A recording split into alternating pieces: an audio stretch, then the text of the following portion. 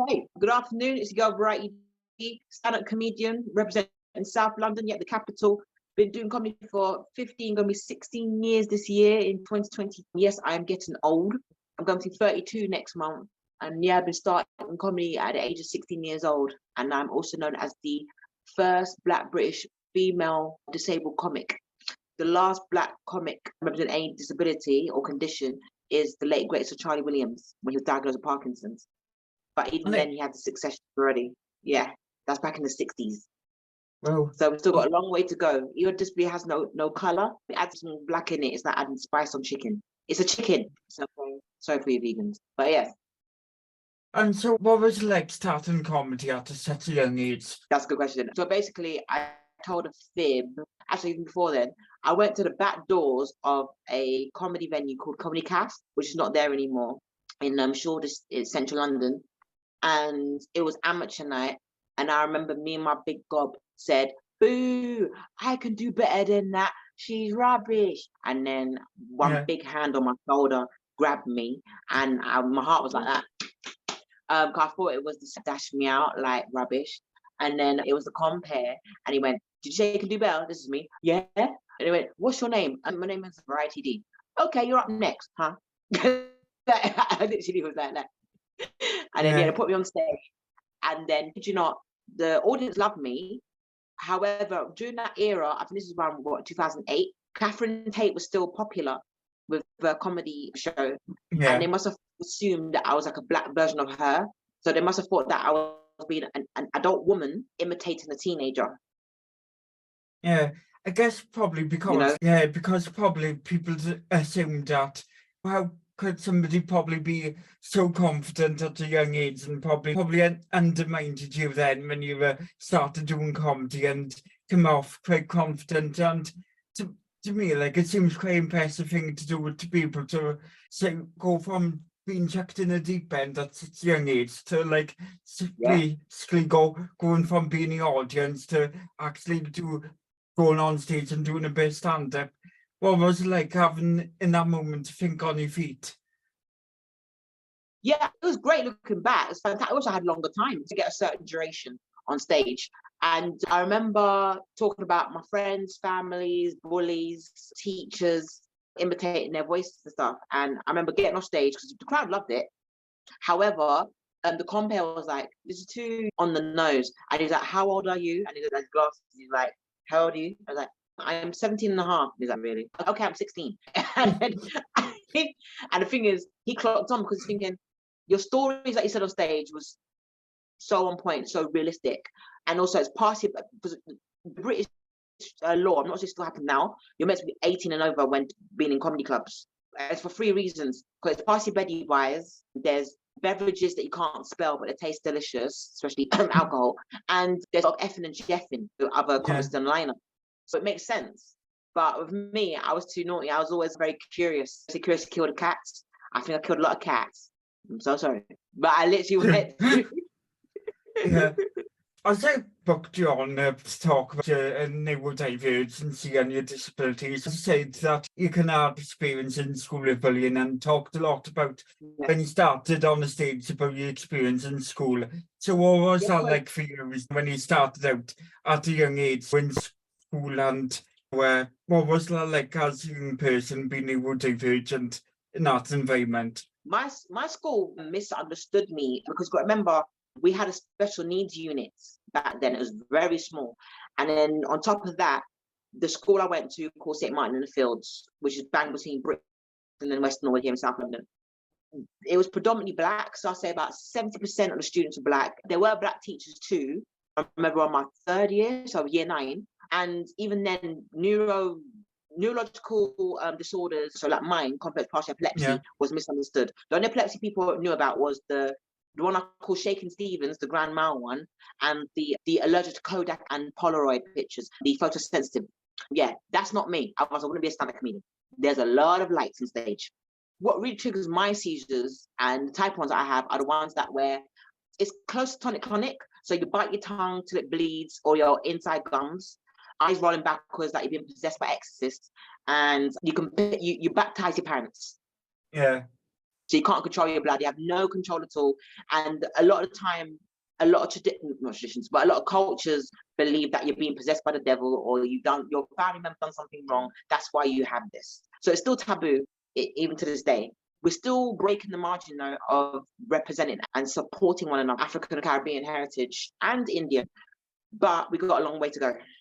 So even back then, back to your question at school, it was tough because they'll call me weird, even with the tone of my voice. My tone of voice is husky compared to an average woman. I developed very quickly because I don't just have epilepsy, I have polycystic ovarian syndrome. So I have like hairs growing like here and chest and places you never even think of, but they're there and they always need shaping or trimming. So yeah. It's such as you said, you're diagnosed with, I normally tend to start with the podcast about asking people what their diagnosis is, as you seem to have an interest in start off. Well, you went to ask first about your stand-up, as that seemed like an interesting point to start off with. So tell me about the diagnosis that you have and your neurodivergent conditions. Yes, so I was diagnosed when I was about 3 years old, because so funny enough, I actually begun with grand mal seizures when I was a toddler. Then it developed into complex partial, because the brain, the organ, it functions, it grows as you get older. So when I was about 5, 6 years old, that's when I had complex partial.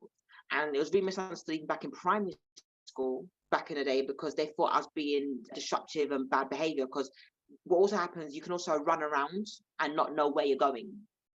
You can pick up items like, for instance, scissors. You can even harm yourself. So say, for instance, it may sound minimal, but you can go outside somewhere or cross the road like a chicken, or you can be in a garden and you squeeze a petal. I've done this before. I remember when I was younger and I squeezed a petal leaf and I couldn't feel anything because your threshold is like way up there. But as your epilepsy subsides, that's when you feel it. And then you're so tired to even scream, you have to get some sleep. So you've got all that going on.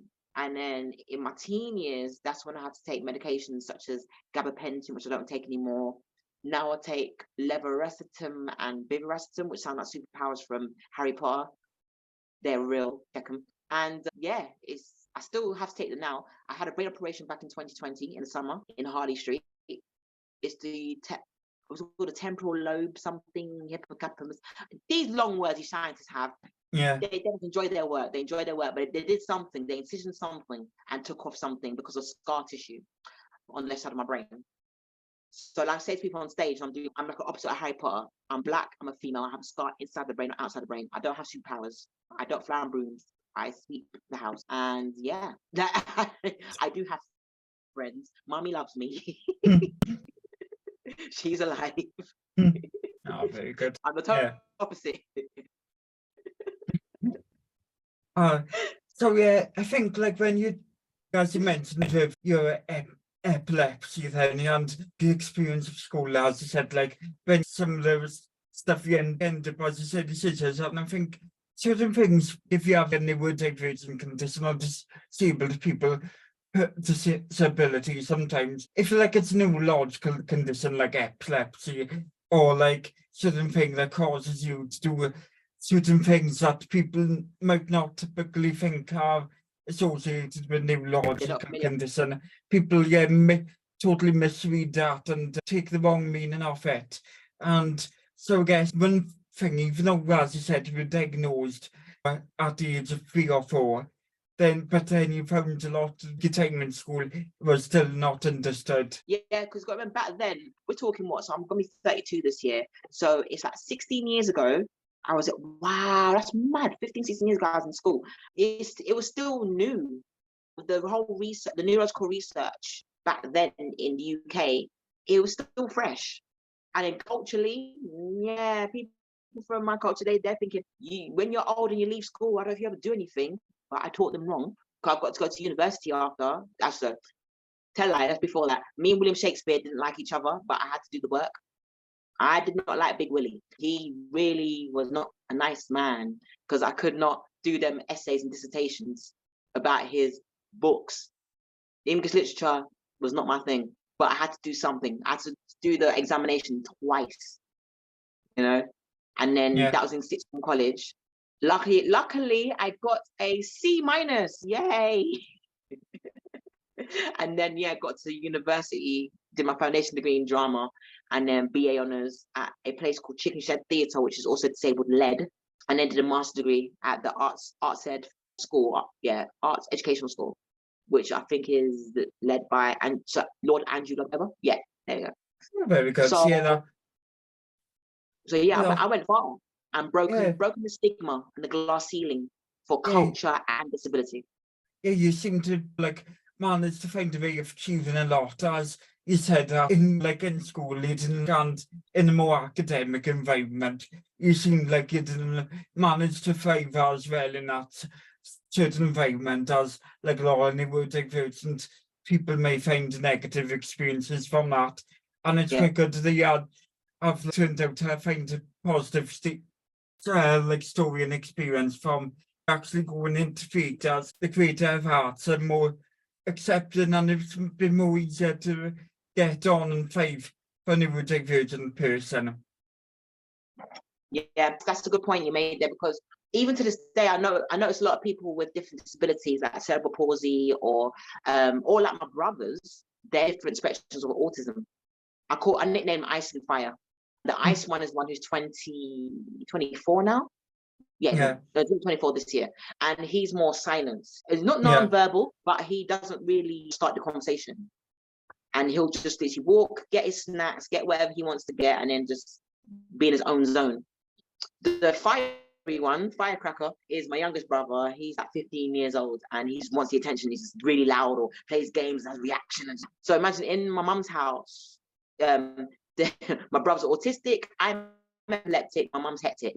Bless her, because she's always worried about us every single day. Yeah, It's crazy. Yeah, and as you're hinting in, you guess your brother's diagnosed autistic. Are you diagnosed autistic yourself? No, I'm going to be having an ADHD test soon by my neurological team, so I am nervous. Because they said I'm really hyper, but comedians are always hyper. So if they're deadpan, they're just not really lively. But our average comedians, we have energy. So why are you testing people? And one thing I found all over the past few years and for the pandemic, I've seen a lot of comedians being diagnosed with ADHD. I think is it Paddy, what's his face? McGuinness? Is it him or his wife? I know his wife's been diagnosed with autism, but there's so many different comedians have been diagnosed with ADHD. So I do think it's a commonplace thing in comedy. What was it your therapist or doctor person thought you might have ADHD, and what the signs and traits are within yourself? Oh, so the trait is simple. Just basically, I can't keep still, or if I'm bored or something, see that's the thing. If I'm bored or something, I'll drop asleep. But that connects with epilepsy. The monotony of seeing something. So again, let's go back to Shakespeare. I'm so sorry if people are listening or watching. Me and William don't get along, but we do business. We have to read. But when I look at his films adapted from his stories, I'm knackered. I'm like this. I'm going, so and that's me. But when I see something that I like Sonic Frontiers or something of the video games, I'm like, oh my god, that I can play it all night. I forget what time it is. I forget what time it is. You have to get Big Ben's comes around my house and say, excuse me, you got things to do. You know what I mean? And to be fair, Shakespeare is definitely quite a not easy thing to read or understand, and because as you said, it's the old English speaking, it's not as nice and easy to follow with it being 400 years old written and all that. And I guess the thing probably when you was studying in English or in academic studies, then if you know neurodivergent have something like ADHD, and if you can't find yourself being interested in something, then it's harder to focus and concentrate on that. It's really hard to focus. Yeah. And what you're saying about your ADHD then kind of links to what you were saying about your epilepsy back in the classroom, as you saying some of the things that you said your teachers thought were being like naughty and destructive, Yeah, and that's definitely like in the typical like negative stereotype of people see ADHD if they don't understand what ADHD is. yeah, that's correct. They'll see it as like a sort of crime within an environment, just an educational institution. They'll see ADHDs or any other neurological circumstances as a crime, which is so sad. Hence, I didn't even like being in a special educational unit. I didn't like being in the SEN room because it's, hold on, why am I locked up here? And the quote unquote comment all girls school, the normal girls got to run around and put on their nail polish and all kind of stuff there, and I'm sitting in this room. Why? You know what I'm saying? It's just, Yeah. it felt like you're being in trouble. You're being punished for your condition. Yeah, I was just saying, because I guess I was just saying that there wasn't that nobody took the interest in properly understanding your needs, and because as I was saying, people just saw you naughty and disruptive of and just seeing it as ADHD, or actually maybe seeing that sometimes, you know, some stuff maybe where you see as an epilepsy may leave you to not be as focused on concentrating, and then seeing that as a negative thing, and then I can understand then how you can feel that. Yeah, their excuse, punish. Yeah. yeah. Their excuse back then was, oh, we're here to keep you safe. We're here to help. You know them, what's that word when then they're, excuse me, like they're bullshitting you? Like they oh, we are here to make you achieve. We're here to teach you. There's a, is it passive aggression? Yeah, I think it's called. Yeah, like passive aggression, yeah, like trying to manipulative like that. Yeah, because it's like saying something that they're not, yeah, in that, like the passive aggressive tone, yeah. It felt like a cult. I was like, nah, getting out of this room. I need to go and have some chicken and chips. I ain't staying in here. Yeah. But I mean, bless my mum. Yeah, my mum thought it was a good thing because obviously parents want everything good for their child. To the point where my mum, I was in key stage 5, which is like year 10, year 11. She was saying, oh, I don't want my daughter going out for lunch. Someone just get lunch for her. And I'm like, Mum, I've been waiting for years to be free and go outside and get some lunch for an hour. And see some sexy guys whilst getting some lunch. And now you're locking me up in the girls. No. I guess at them gates like nothing. I was like, nah, I ain't happy. I guess, you know, like it was probably like next enough you never cared enough like that, but it's just, I guess you just wanted that big professor and just have that space to be from like the classroom and all that. And I was just saying, like with your mother then, as I was younger then, and you were saying like early on with epilepsy, then a lot of it, the research wasn't understood, and like, you know, she wasn't know any like better, any different about this stuff, because as you say now, like your mother's probably, as I said, your mother's quite worried and concerned about you and your brothers, and all the time. It's something that then if you're not children with a disability or neurodivergency, it's like you on a constant path of learning different things and learning the experience of parenting. Yeah, because I'm her firstborn. By the time my brothers were born, the middle child, he got to go outside, get his Greg's, snacks, all that stuff. Yeah.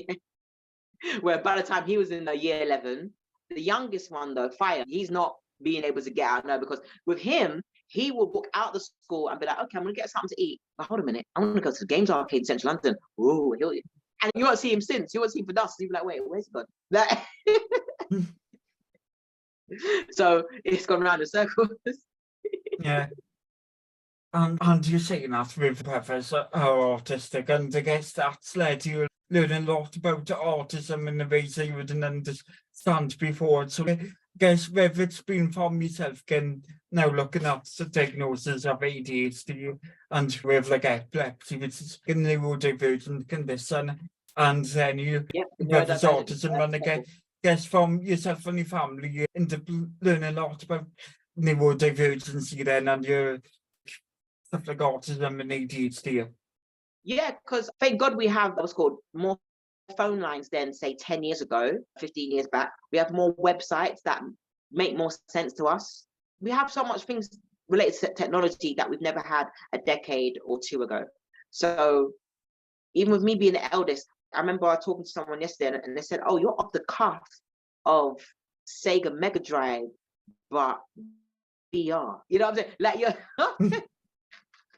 so I'm literally, I'm saying I'm born in 91, so I'm literally going through that kind of, that never used to happen. We didn't have video calls back then. I used to remember to 3310. There were people in my area want to nick my phone, but looking back, it's a brick. Why do we nick a brick which has games like Snakes and Ladders? What's it called? No, Snakes, sorry, Snakes. Yeah. And thinking there was another game I used to play on that. Looking back, it was nuts. But look how far technology has come, especially particularly for disabled people, like people with cerebral palsy and stuff, autism, and supporting the support mechanism within the support lines and technology, that we can do more things for ourselves than before, instead of being like in a bubble or being mollycoddled all the time. Yeah, and that's quite an important thing. And you were saying a lot about like your background of being like a Black British disabled comedian and one of the first in the space to do that. And as you're saying that, there was a lot of taboo and misunderstanding about your disability within the community, and you know, because the intersectional issues of that. So would you like to talk and, you know, speak on that? Being misunderstood and being misunderstood, for neurodiverse people. So again, it goes back to what I said at the very beginning about traditions and cultures. That's a fundamental fact. So whatever our grandparents or great grandparents have told us, oh, you're being cursed, it's because your mother or father was naughty, so now you got to carry this heavy burden. We still hear a lot of that. That's why even to this day, a lot of my elders, even though I love them to my heart, but they'll say things like, how are you doing comedy? How are you doing acting when you have this condition, or sorry, you have this sickness? That's the word they said. You have this sickness? And I'll be like, I get up, I get well, get dressed, and do what I got to do. I give thanks that I'm living another day. That's how you break the ice with them, because they're old. You know what I'm saying? They're old and grumpy.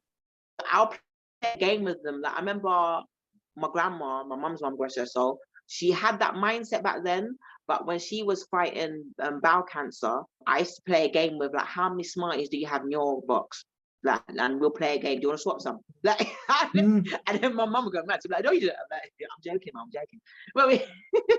But she loved it though. She was like, my grandma, she loved like playing the game because it was interacting with her, because she was sick and tired of the carers coming in my mum's house and going, you okay? Hi, Miss Davis. So Mrs. Davis. It's like, just do what you gotta do. Change that adult nappy and clear off. Just F off, you know what I mean? Jog on. Because you just need, like, as you say, if you're in care like that, you just need something to pass the time, because I'm just like making like a game out of anything that helps pass the time away, because you don't want to be thinking about it too much, and if you keep asking the same questions, then it can bring your mood down, and you just need to have space to it's difficult. There's a name for when something's repetition. It's monotonous. There we go. It's really monotonous, and it just gets you annoyed. I think that's when I start outbursting my hyperactivity. So that's the reason I'm going to be tested soon for ADHD. Around the corner. So I'm nervous, but at the same time I'm intrigued.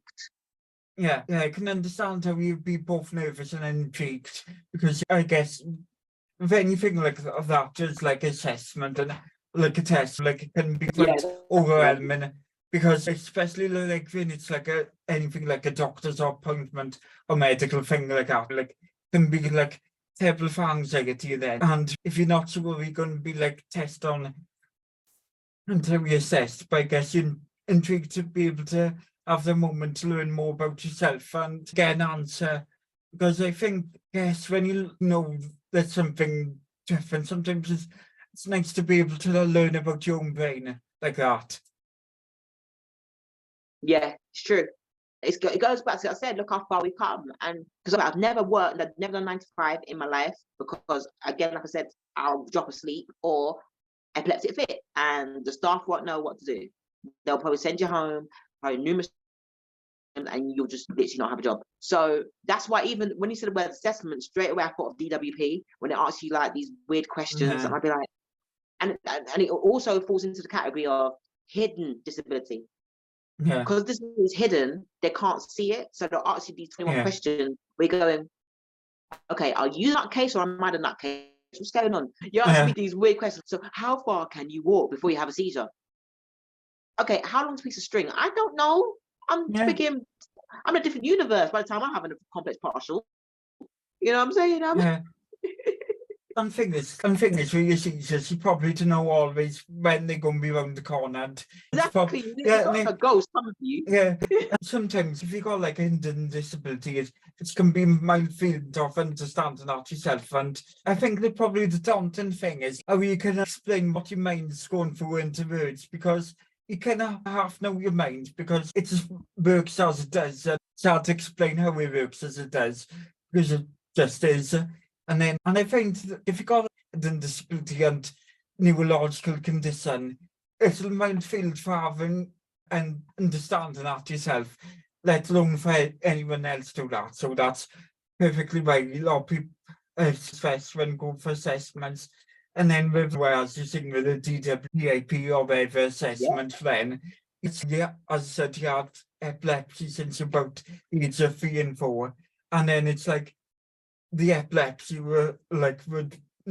it's not like it's going away or it's a permanent thing, and if they know it's there today, it'll be there tomorrow and 5 years time, 10 years time and all that. Yeah, because ever since I had the brain operation, I still have absent seizures.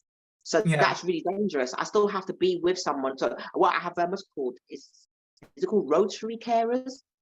So they come in rotations and it could be different individuals. And they're lovely people that do come around my house and check me out and see if I'm okay. But the main thing is that I always said to them, make sure to talk to me like a human being. I may have disability, but I'm still human. Yeah. That's the fundamental things I always tell them. And I always ask them, how are you? How are you? Because their job can be really useful. Yeah. Because I don't know about the other clients. Other clients have some like proper severe disabilities more than mine. And I'm thankful that mine is not severe to the point where I can't wipe my own bottom. You know what I'm saying? Yeah. The only time I can't wipe my own bottom is if I have a major seizure. Like I said, I baptized my pants. I would have no control over any of my organs. I wouldn't know what time of day it is. I wouldn't know what my name is after having a seizure. The way I would speak, because my tongue, I'll be speaking gobbledygook. I'll be sounding a bit more like this and just really tired and just literally knocked out. Just, it's I can only understand to a certain extent, but we're all human beings. When people say, "Oh, but I'm a humanitarian," really. Yeah. And as I said, it's like important to, as I say, like your disability is not like you're not always like some days, as I said, you can feel it severe if you got like a major seizure, but as I said, a lot of them are like a minor and absent seizure. So as with the carers, you just don't want to make them feel like strangers. You only want to build a rapport. So it is important if you can get that connection of just ask them how are they and all that and making them positive way of working with them. I guess then since your operation and your probably major seizures have been less frequent. Yeah, they have. The major ones have been less frequent, but I still have to note down for neurological appointments, GPs, and neuropsychiatry. See, I forgot to even reach that one. I call the infamous building called Maudsley. I used to go there since I was about 6 years old, and not on the right side, on the left, because the right is classed as section 8, is where they put you in strap things, the strap coat, and you cannot move. And they inject you with that stuff. I forgot what it's called. But yeah, I wasn't in that section because that would be a whole different story. I don't know if I'd be a comedian if I was in there. But no, I was in the child unit of neuropsychiatry. And they were really nice. They gave you like teas and biscuits and orange juice, apple juice. But I look back though, and I always think to myself, what was in that juice? Because there's a bit of something. It's just curiosity. Hang on a minute. And you're talking what, 1999, like when I was in there. And it's not that the child unit is not there anymore. It's actually an opposite building called King's College Hospital. So they're not putting children in there at all. It's all adults in Maudsley. So teenagers, teenagers and adults. Children are in the King's College Variety, Yeah. It's not named after me, but it's in there. Yeah. So, and I do get to speak to my child psychiatrist and neurologist from back in the 90s, early 90s, Dr. Hughes, because she was so lovely. And again, she'll talk to you like a human being. Yeah. Whilst mum even made sure she calmed down my mum, because my mum was still learning. With me being her first child, she's still trying to comprehend, like, what have I done? Sometimes mum have a habit of blaming herself. And again, it's a cultural thing. It's like, oh, what have I done? What did I eat when I was pregnant back in 1991? Because my mum, she was a teenager. She was 18 when she gave birth to me. So it was tough. There was no websites and that back then to help you out. Yeah.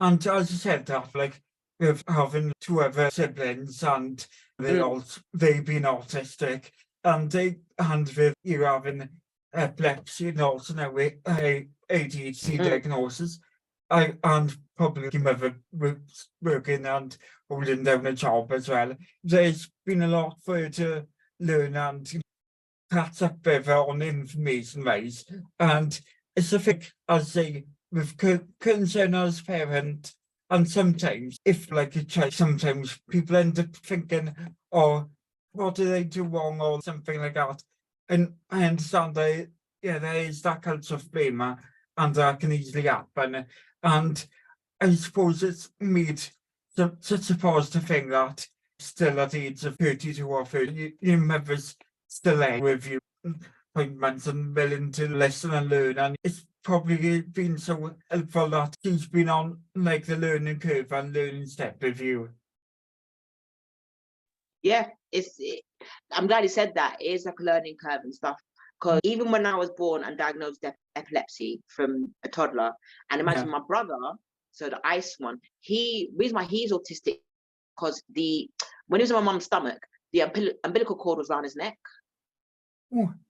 And they saw an ultrasound scan that he was not breathing as well. So my mum had to go for emergency C-section. So that was back in 1998 winter. Then as for my youngest, he was born naturally, natural, and with him, it was first the ADHD, then autism. So his fire was literally, you're fire. Mum gave birth to a fireball. They're like Pokemon. I'm classed as electric, but we have elements that trigger stuff. We feel like mutants. That's what we feel like right now. Mutants. I feel like Storm. Like this is. Also, it must be fun to just something very, I don't know how to put it, but something very amusing. I found out a way of describing you and your siblings and like how you are with your neurodivergency. So I like to use like words like ice, fire and electric as in the kind of found that's a good way of describing it and describing, I guess, how it feels for all of you. Yeah. Mum did say, because, okay, so here's another. So me and my brothers, both my two brothers, we have different dads. So I got my dads and they have theirs. Their dad passed away about 7 years ago at the age of 50. So it's been really tough. So for the eldest brother, it's tough for him because he thinks he has to step up the plate, step up the game, and he assumes he has to be like his dad, but he doesn't have to. And then the youngest one, he's up thinking, I have no father figure. You guys got to be with dad longer than me because I'm the youngest. He sometimes tries to gain more attention from everybody. But it's like family functions, he'll try to get attention from uncles, aunties, cousins, everyone, because it's like filling out that void. So you got things like that. That's what I always keep telling the what's called, not DWP, but the people that come in to assess, to be human, to have a human mindset. Because especially with myself, the eldest, there's even so much I could even do. There's sometimes where I have those depressive moments where I'm thinking, what could I have done? Like why am I here? All that kind of stuff there. It can get you down a rabbit hole. It can. And my freedom is comedy. My freedom is doing stand-up, doing what I love. Whilst my brother, the ice one, he's more video gaming. And also development. Whilst the youngest one is more interact, perform, gaming as well, but perform and narrating every single thing he does. That's where the hyperactivity gets in. with him. But it's all an art form. So we're artistic as well. So not just got elements of autism, as say, there's art within it as well. But with other people who are non-neurodivergent, they don't see that because everything's all just black and white with them. Yeah. It's like, we hate that. Yeah, because as I say, it's definitely not black and white thing, because there's not like a binary way to feel about autism or ADHD, because it's very diverse, and like as I say, there's can be like struggles and challenges, but so many different advantages and like strengths that can play up with it. As what you're talking about, you're like we in stand up and got going in stand up. I think from the sound of it, if your ADHD and what it can give you, the personality it's been able to give you, I think probably you wouldn't been able to at 16 with a big room when they were in compare asked you up on stage, they wouldn't been able to found a way for it in a moment and come up with something and channel your life experience into something that could be a comedy show. Yeah, definitely. Yeah. And it's that's what I'm looking for earlier. I was trying to think of the word. Liberating. It's liberating when you get to deliver your circumstance, but have a funny element to it. You found the funny. There we go. Because like, I could tell throughout this interview that you definitely have found the funny and found the comedy, and because I think there must be there's something I find with comedy is definitely quite a challenging thing to do, and takes a lot of skill and talent to get there, because I find there's a lot of difference between thinking, or you can be funny, like anyone can be funny or have a funny moment, but then to go up on stage, do a whole stand-up show and like, make a career out of it, that's quite a big thing to do. And as I say, since there's a lot of ADHD comedians coming out of ADHD, there's definitely something with that energy of being able to transfer your life experiences, that as you were like the compass said, they was getting on the nose with in the stand-up, so that will kind of give you that to it. Yeah, and I think since you said that, I literally thought of two of my comedy friends, Lost Voice Guy and Rosie Jones. Yeah. Even Chris, I hope I said his name right, Christopher McCausden, because so me, Rosie Jones and Chris, we all did a show one time for a production which was doing a pilot. It's amazing hearing their stories through comedy. Me and Lost Voice Guy were signed to the same agent, because remember he won the Britain's Got Talent many moons ago, and he's just been climbing up in the industry. Yeah. And he's new, I call it VTech work here, but I don't know what it's actually called. And when you press the button and you hear the voice of what they want to say to you when they have a conversation. So he's got this special one, which actually has a Newcastle accent, like some northern accent stuff. And I was like, wow, you guys got accent ones. So I wonder if it's got a Jamaican one or an African one or something, because if they got something like that, they must be diverse. They must have an Indian one or something, or like an Aussie, like. And it'll be hard because if they've got an Aussie one, they must have a South African one, because that's hard. I think they tend to call that like AAC technology, but like I was just saying, I've seen people like Chris McCausland to Lost Voice Guy, Rosie Jones, and I think that's one thing that comedy does, and I've seen really or just the comedian say before on it, that definitely if you come from a minority background or have something, or disability, or come from ethnic racial minority, or I think that does help bring you something to the table when in your comedy and in the comedy career, because I think it's good way of like discussing things and representing a community, and it's a good way of educating people and making things more understandable in an entertaining way. And as you say, it's been liberating for you, because you've been able to tell your own story with it and be able to release things within yourself that you feeling about stuff. It really does educate society. That's what I look for. It's educating society to say, look, with things like technology, like it goes what I said before, technology is developing every single time the same way a lot of people's brains, only if they're open-minded, is opening their mind to something new. Yeah. The ones who are non-disabled. And the ones who are disabled, like ourselves, we're literally noticing that we can achieve anything. Yeah. But it's take us some time. Like I remember saying when I was younger, I may be slow, but I'll get there. Yeah.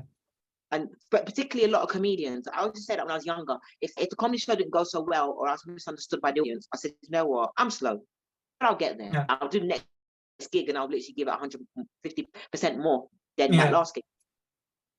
And that does take a lot of confidence too, and like takes a lot of something too, because if like in something like that, if you're like standing in a room like doing a comedy show in front of quite many people, in like over tens, hundreds of people, and that can be quite big thing, all because you can easily end up doubting yourself after having one bad gig and like letting that get you down and knock your confidence.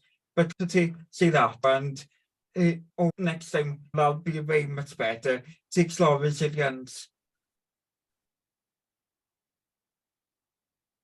It's so many things. So my mind's like a jukebox as well. I've got so much things I can actually think of right now. Yeah. Far we come. Yeah. We still have those ignorants in society that say, "Oh, you're not a comic. This is a petty party." I'm like, "Excuse me, I beg your pardon. I do party, but I'm not petty. I'm only petty on Fridays." But it's you're getting that from me. I'm a fighter. My heritage is a mix of Caribbean and Cockney. It's two hard working class backgrounds, and we work our way up. Yeah. You see what I'm saying? So that's why it connects with what I said earlier about being South Londoner and stuff. We still have that mindset. And then you look at social media, you look at things like Twitter. Everyone, it's a threefold. Yeah. But it's about being thick skins. If you can handle being said in your face, you can handle those keyboard warriors or them keyboard bullies. Yeah. The first thing I always say to people is, hey, if you're reading something negative, you delete it, report it, and turn your laptop off. Walk outside, it's nice. That's a bit get some fresh air in your lungs. Yeah. And this is before the COVID, by the way, before the pandemic. Yeah. Nowadays, put your mask on, and that looks fine. Yeah. But either way, you're getting away from that negativity. That's basically what I'm trying to say to them: is step away from that negativity. Because them cyberbullies, they don't know you. Their names on them things are like freaking hot pot 19522 dash. Like, who are you? Cuss about my life. Yeah, because like a hot pot on your head. You would like me if I found you. Yeah, because most of them you got like 20 odd followers, and all that. So you think, some people come across fake or anonymous accounts, and then sometimes you just got to think, no, block, mute, or along with your day. And I think that's important to have. If, as you say, you're trying to like keep even things are moving along, and things are like slowly progressing, as you say. And you've been part of this progress, not making comedy and culture more diverse space. And as one of the first Black British disabled comedians, and getting out there in the media, like I say, like for there's still a space for that for many more to come after you and along with you. But it's important that things are progressing and that you've been involved in that. But for things to do that, you just need to sometimes ignore all that negativity. Yeah, that's what I'm saying, because even though I'm a pioneer this generation, it can be lonely. You see what I'm saying? Yeah. When you walk to, the way I can break it down is like this. If you go to certain parts of the city and it's more higher class, so you go to the middle class and the aristocrats up there, you walk to that room and you're the only Black person there, you're like, and they look at, and the thing is, you got some of them, they'll look at it and go, hi, good morning, yes. The staff room is that way. Are you the waiter today? What? No, I'm a guest. What could be that? But you have to go, Woosa. You have to, you have to breathe and be like, and it's the same way I sometimes feel like when I go into some of these disability, what's it called, functions. Yeah. There's like only 1 to 5 of us, like under a handful of us Black people there. Yeah. That includes me. And it's like, where's everybody else gone? Yeah. There's a lot of blondes, brunettes, ravens. Yeah. You've seen of strawberry blondes. I don't know if I can say the G word on here, but they're about, and there's none of us. We're very good.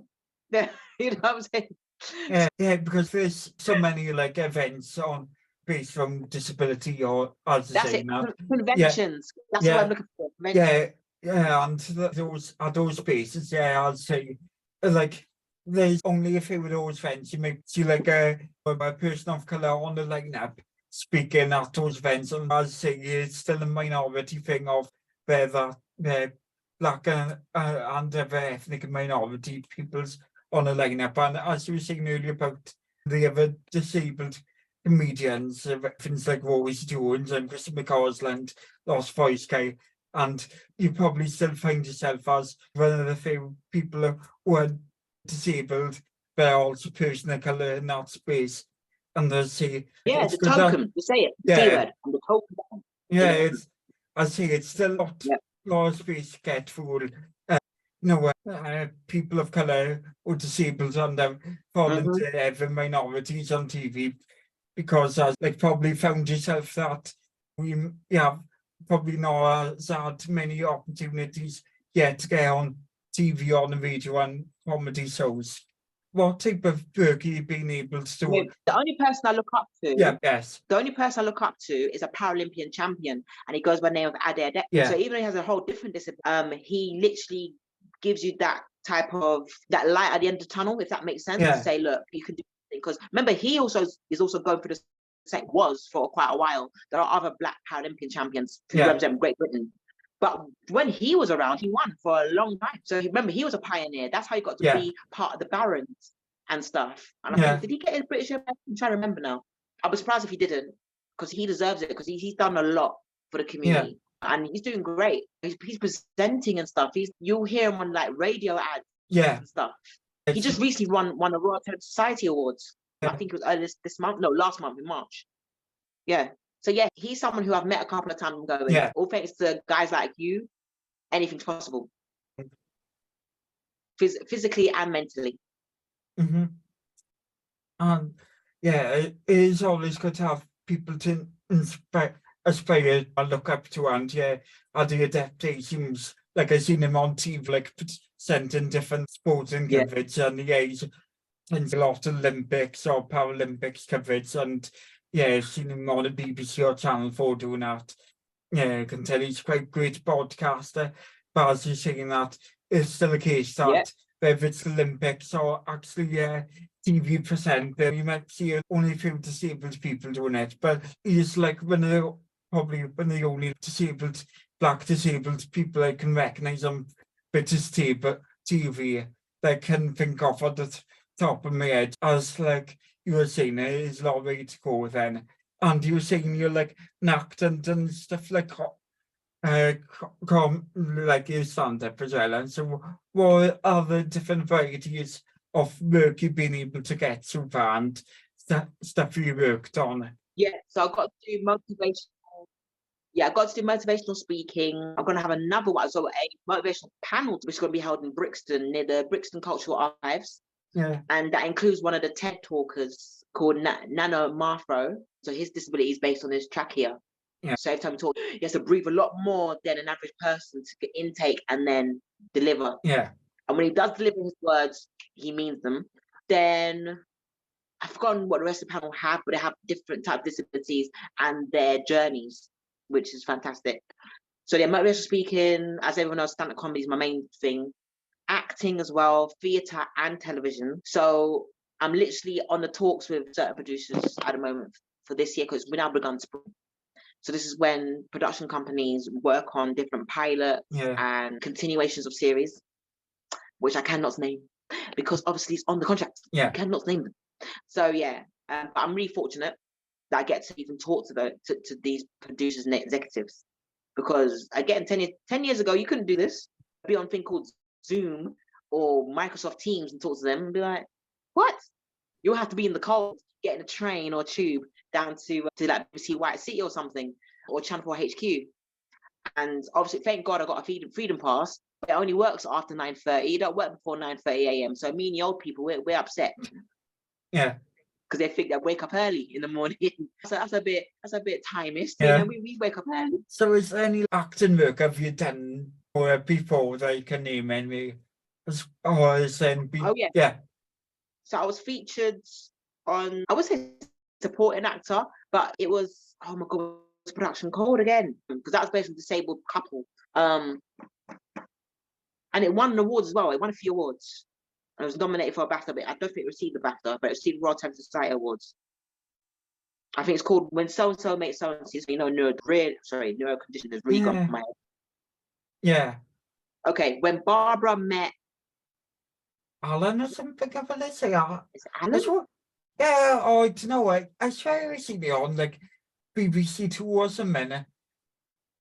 Yeah, it was the British Broadcast Corporation. But Yeah. it's like, I'm trying to, because it's based on real people. That's why I feel so ashamed. Like, I'm going, I think it's when Barbara met Alan. Yeah. Yeah, like if And I was in that. rings a bell anyway. But I was in a certain scene where Yeah.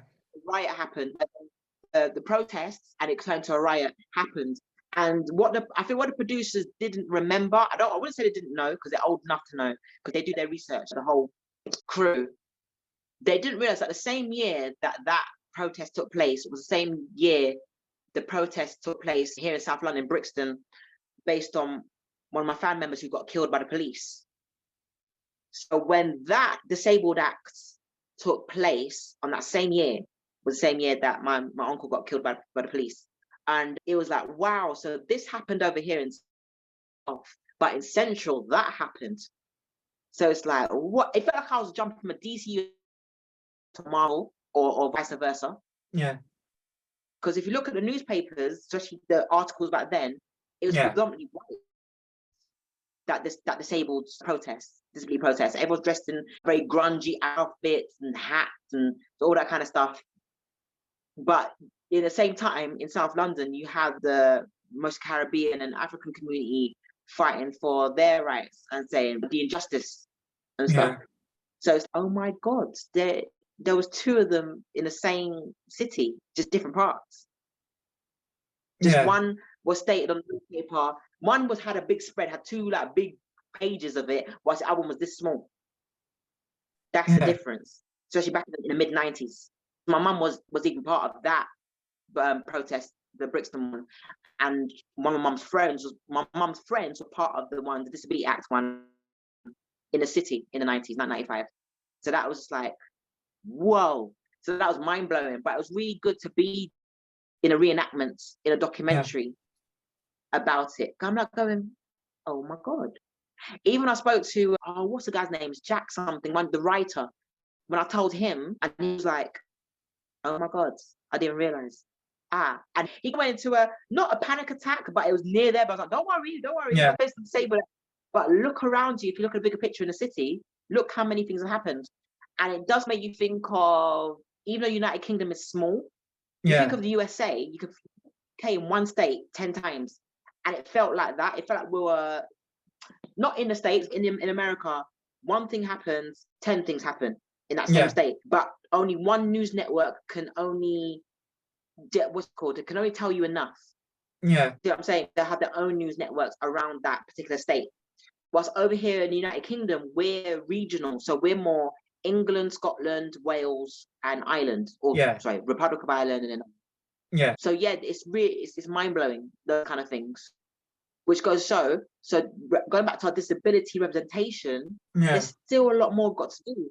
Because not just for the capital or major cities, we've got to go support people who are in rural areas. Like, think of Scunthorpe. Like, when's the last time I heard any news down there? You know what I'm saying? The farmer's son or something, or the farmer's daughter, or the maid, or something. Everyone, disability can be anywhere. It has no classism, no race, or anything like that. It has no gender. Disability. And that's where the conversation went with that production, and it was fantastic. And I'm so grateful to be part of that. When Barbara met Alan, been a lot of theatre. So I've been part of a lot of theatre productions for many years, like the Butterfly Group, which has been founded by Aileen Gonzalez. She is fantastic, phenomenal, at the Royal Court Theatre and many other places like the Young Vic and Old Vic. She was also my artistic director back when I was studying a master's degree in arts ed. And even they've learned a lot too, universities and stuff. when it comes to this disabled student in the work of arts and drama, what we're capable of doing. We could do our own one man show. Yeah. We don't always have to be assisted all the time. We just have to. Yeah. It's just that people have to be there and support us and listen to us. Yeah. Because you know, carry on. Yeah. That kind of connects with Edinburgh Fringe Festival. Yeah. They're starting to recognise as comics and actors, because remember, Edinburgh still has acting productions there. Yeah. That we exist. Yeah. And we put 150% on our work, even though we work on it differently. Yeah. As you were saying that, then there's definitely intersectional issues decades long of that lack of representation, whether it be like media, as I said, there was lack of coverage back then of like certain protests, and I said that the protest your family member was involved with, and as was ignored and not covered by whether it was even the open media, let alone national media. And when it comes to a lot of disability stories or Black stories on Black British people and diverse minorities in the UK and the intersectional groups, they tend to get quite ignored, especially if you may be Black, disabled from in a rural part of Mid Wales or wherever. A lot does get ignored, and I say it's important things that needs to be talked about, because there's a lot of things going wrong and need to be addressed, and whether it be like local support services, or as you say, getting certain benefits or certain things. Yeah, there's so many questions when it comes to support system though in each region in the UK. Because they work differently. Yeah, because if from a minority group, you need like politicians held accountable for what they do and what impacts you, and that's like vital of disability representation, or people of colour representation, and like in news and journalism, and as you say, it's in the arts.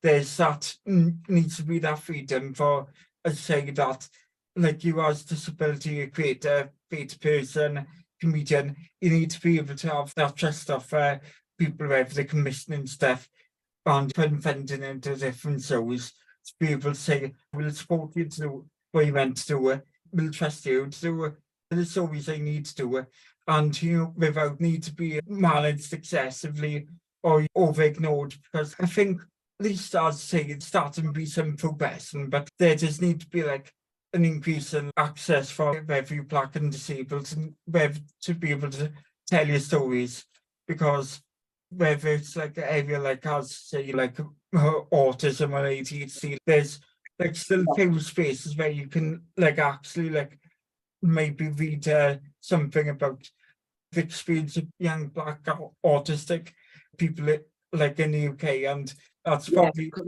my brother, they're telling their stories in their own way, and especially cooperating with I would say cooperating, I say working with, or not even liaison sound like a police thing. Nevertheless, as long as they've reached out with the National Autistic Society, and it's just fantastic that they get to be heard and do something about what they want to do in their life, where they see themselves in 5 years' time. Because they've never been asked those kind of questions. My brother's never been asked that kind of question because of the stigma, thinking, oh, you're sick, oh, you're autistic, oh, you know what, you won't be able to do anything. You'll be stacking up shelves all your life.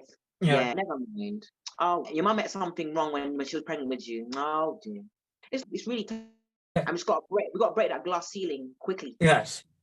Yeah, I'd say it's about breaking that glass ceiling, and something I can see determined and motivated to do it, contribute in which way you can. And as I say, I think that the main feeling is just being able to be heard, as I say that's even as something you stated on as a child back in the classroom then, when he was in that, back in the like special education unit, where you were just always wanted to be heard by your teachers, and it's just that simple. I hate going in there. Special needs unit. The special educational room. Because I was like, I don't feel special. I feel like I'm locked up because of something I've been diagnosed with. Like, why is everybody else having fun and I'm locked up in here? And all I can see is the teacher and the clock. The teacher eating the apple, reading the book, looking at me, no, you're right. And I'm going, this is insane. No, like, I just can't. I couldn't do it. Nah. Yeah. I'm running out of here. I want my freedom. Yeah. Yeah. And I But say it's my mum obviously thought it was safety. So she said, oh yeah, yeah. I told the teachers, we had a few words after the parents' evening, like you should like sit in there, make sure you're safe, learn more. And that's what I got to saying, Mum, I may be slow, but I'll get there. Yeah. Let me be free. Yeah. And that it's basically important to be able to listen to learn and to have like somebody there to listen to you. It's vital important as you say, whether it's for education, healthcare, to as saying whether it's like working in the stand-up industry and all that, and in the acting sector as you into that. And I feel like we just again, that's what you said there. That's why I feel sorry for. I think, do you remember this documentary years ago called Cotton Wool Kids? I can't remember that documentary. It was one. I think it was one of the award-winning or nominated award. Yeah, sorry, document called Cotton Wool Kids, and it's based on parents who literally just treat them like cotton wool. They're literally every single step. They're like, "Where you going? What are you doing? Nah, you breathing all right? Just leave them and let they're kids. They're humans." My God! And then to the point where they're teenagers and they walk in the outside world and they're scared. They're frigid. They're some insecurities. It's mental. It's just like the isolation. It's just no. Oh, I can't go to the pub without my mum. What do you mean? You're big now. You have pubic hairs, for goodness sakes. Get yourself out of the pub, have a pint. It's just no, it's just not right. But I see why that happens. Yeah. Because it's like overprotection. Yeah, it's mine's just like autistic person. I found like sometimes I struggle to be independent myself, and it's something like struggled when I tried university, and like it's then whether it's you're like neurodivergent or neurotypical, then there's that struggle feeling of I found as neurodivergent myself, the struggle of having freedom but also feeling safe. I've definitely always been quite super anxious anyway, and it's something that I always struggled to know to be able to go outside the house and independent by myself. And I found it's only recently now where I start to go on walks by myself with my dog that I have now to do walk the dog. It's definitely one of those things that I found is definitely something that can be quite challenging and struggling. Yeah, definitely. And that goes back to what I said about society. Yeah. You do sometimes like you're banging your head against the wall when you're doing things by yourself. Yeah. Being misunderstood. At the same time, you've got to take that stand. Because otherwise no one will take it for you. Yeah. No one will take it for you. They say they will, but they won't take it for you properly. They'll be a bit half-assed about it. It's a tough one. But we're getting older, we're not getting younger. Yeah. Do something. Yeah, it's something that things like this can only do by myself. And I think it's one of those things, if you neurodivergent, just suffer anxiety, take a lot to do in yourself. And probably you found like the ADHD and there's some like stuff like it's definitely quite hard to navigate with it, where like certain things need to do independent and remembering to do certain tasks or navigating like first times or sensory processing things. And there's challenges like that. But as you're saying, it is right that only you can do that step. And I think that's something that it does take a lot of anxiety, work on like anxiety and like sensory stuff, like to be able to build the independence like that. And that's I was just thinking that as well. And with because of my neurological disorder, it's memory retention. I think it's called memory retention. That is a hard one. That's why I had to redo that English examination. Like twice. Because this is really boring. And I can't remember on that last page what they said then. And what did the fellow say? Is that Othello or Hamlet? Which one is this? I'll literally be all over the place. My brain don't function like a normal person. As I say with that, it's with me, I can easily take a tablet 1 second and then forget about it in the next second. There's definitely a lot of things within a neurodivergent condition, and it's something where I've got diagnosis of autism dyspraxia. Sometimes for those things, it's a mild field to be neurodivergent because you wonder whether other neurodivergent conditions because you're trying to work out your own brain. And I think with the stuff of issues with where memory retention and stuff like that, of letting something 1 second later. That's one reason why I do press memory with ADHD myself, as like I'm more of an inattentive thing. Yeah, so as it's definitely minefield. Yeah, because you mentioned the word tablet. I've got to take my medication in a moment because it's now past 2 p.m. as we're speaking, and this is just fantastic. I've got so much more to talk about, but I've got to take my levoracid and my bivacid. Right, if you tell you what, I'm just going to pause this a second, get the drop of water myself, so continue in a second, and we'll let you through. Yeah, I've got to take meds right now. Okay, right.